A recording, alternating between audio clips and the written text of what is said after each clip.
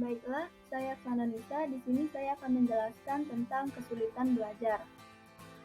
Kesulitan belajar adalah hambatan atau gangguan pada seseorang yang ditandai oleh adanya kesenjangan yang signifikan antara taraf inteligensi dan kemampuan akademik yang seharusnya dicapai.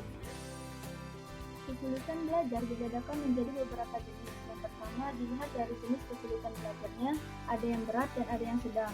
Yang kedua, dilihat dari bidang studi, ada yang mempelajari sebagian bidang studi dan ada yang mempelajari keseluruhan bidang studi. Yang ketiga, dilihat dari sifat kesulitannya, ada yang bersifat permanen dan ada yang bersifat sementara. Yang keempat, dilihat dari segi faktor penyebabnya, ada yang disebabkan oleh faktor inteligensi dan ada yang disebabkan bukan karena faktor inteligensi.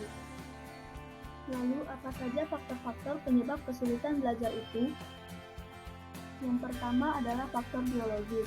Kondisi jasmani tentu akan mempengaruhi terhadap apa yang akan dilakukan oleh manusia. Yang kedua adalah faktor psikologis. Faktor ini disebut juga dengan faktor psikis, yaitu faktor yang mendorong dari dalam diri anak didik untuk mempengaruhi belajarnya. Yang ketiga adalah faktor keluarga, terdiri dari orang tua, suasana rumah, dan ekonomi keluarga. Ketiga hal tersebut sangat mempengaruhi proses pembelajaran anak didik. Yang keempat adalah sekolah. Kemampuan guru tidak dapat dipisahkan dari keberhasilan anak didiknya. Dan yang kelima, lingkungan masyarakat. Sejak lahir, bahkan sejak dalam kandungan, seseorang individu selalu dipengaruhi oleh lingkungannya. Berikut adalah karakteristik kesulitan belajar. Yang pertama, sejarah kegagalan akademik yang berulang. Yang kedua, hambatan fisik.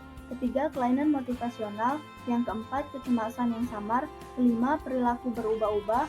6. Penilaian yang keliru. Dan yang ketujuh, pendidikan dan pola asuh yang didapat tidak memadai.